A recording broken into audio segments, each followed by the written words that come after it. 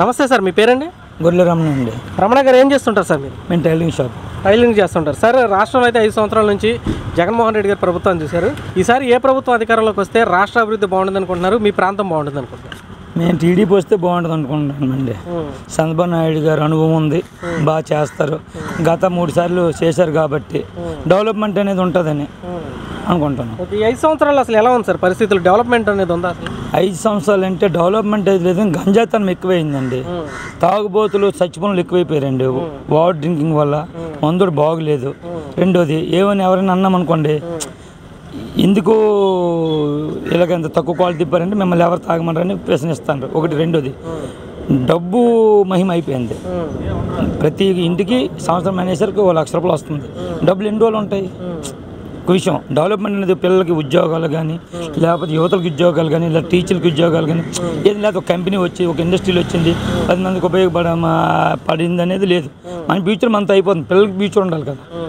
అది okay sir. మరి మీ ఇక్కడ వైజాగ్లోనే గ్లోబల్ సమ్మిట్ జరిగి 13 లక్షల కోట్ల రూపాయలు పెట్టుబడులు వచ్చేసినాయి అని చెప్పారు ఇక్కడ.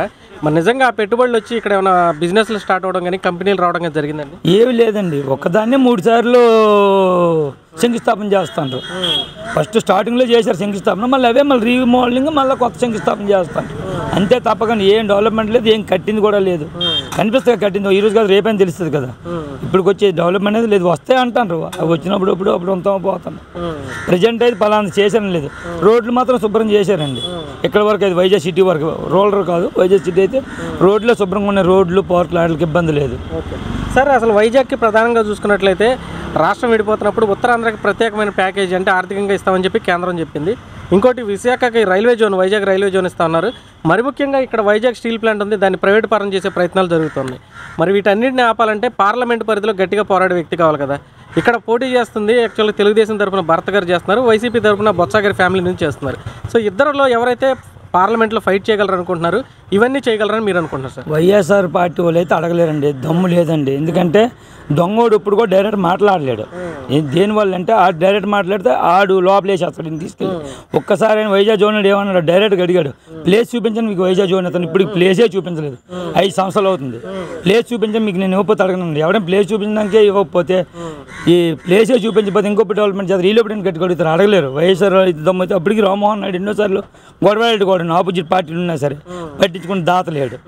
ఏదైనా రూలింగ్ పార్టీ ఉన్న వాళ్ళే పట్టించుకుంటారు కానీ ఆపోజిట్ పార్టీ ఉన్న వాళ్ళు పట్టించుకోరు కదా సార్. అది ఎక్కడ ఉన్నదే కదా, అది పరిస్థితి సార్. మరి విశాఖ ఉక్కు ఉంది కదా, వైజాగ్ స్టీల్ ప్లాంట్, మరి పరిస్థితి ఏంటి సార్? ఇప్పుడు వీళ్ళు ఏమైనా అడ్డుకోగలరు? ఎందుకంటే బొత్స గారిని కూడా చాలాసార్లు ప్రశ్నించినటువంటి పరిస్థితి దాని గురించి.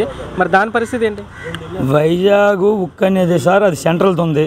రెండోది ఇంకోటి ఏంటంటే సెంట్రల్ గురించి వీళ్ళు గట్టిగా పోరాడతారు.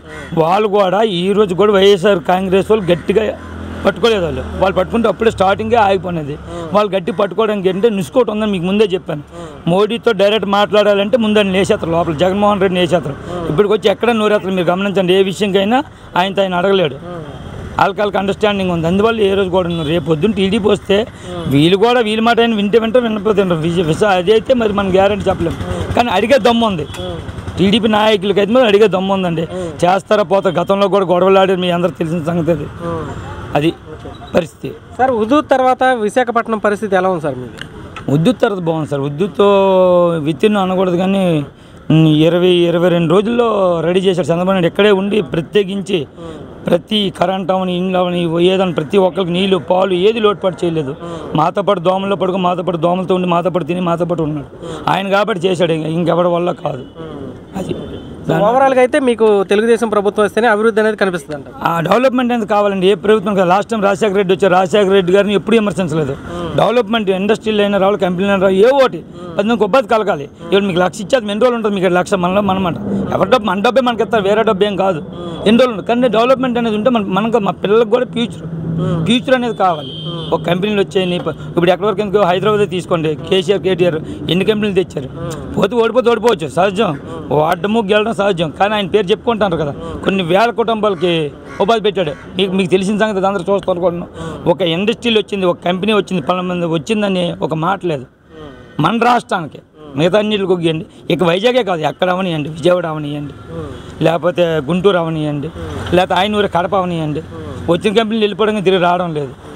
అది మనకనేది డెవలప్మెంట్ అనేది కావాలండి. డెవలప్మెంట్ ఎక్కడ ఎంత ఎక్కడ వేసింది అక్కడే ఉందంటే దాన్ని పలకాలే మారుస్తారు, పలకలు మారుతుంటారు. ఈ పలక తీసి ఆ పలక తీసి ఈ పలక వేసి మళ్ళీ అదే రీఓపెనింగ్ చేస్తారు. అది థ్యాంక్ యూ సార్. ఓకే.